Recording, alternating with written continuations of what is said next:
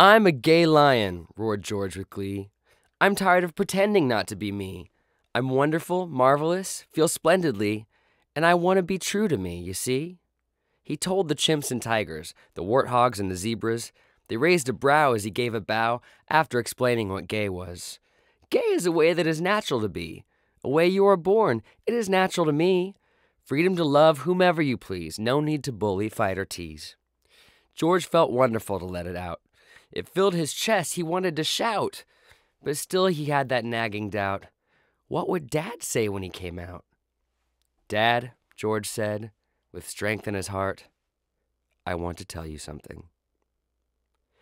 The mighty king knelt down to hear his son release what was so dear.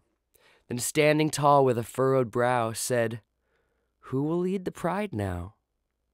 George, you must forget this slip. I taught you to run, not skip.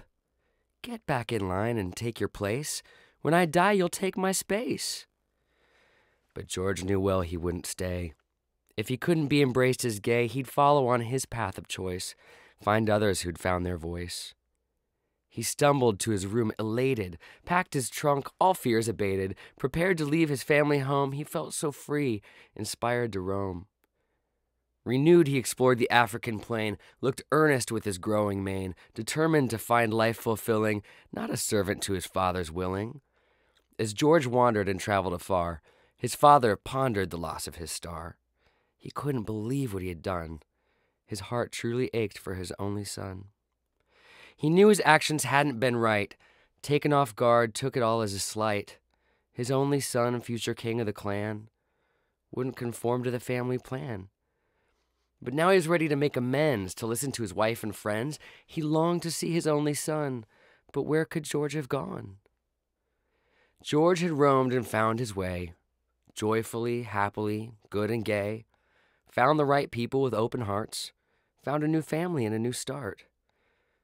He created something no one had tried, formed a group, his own gay pride. All comers were welcome, all could apply. No need to live your life as a lie. As word spread and gathered wings, friendships were made and all were kings. All lived happily together as one.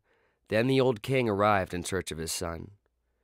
Dear George, he said, with his eyes downcast, I'm so very happy to find you at last. I've searched in vain for many a year. I'm tired, haggard, and want you near.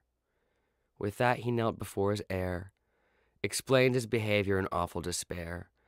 A tear appeared and ran astray. I love you, George. I accept you as gay. The end.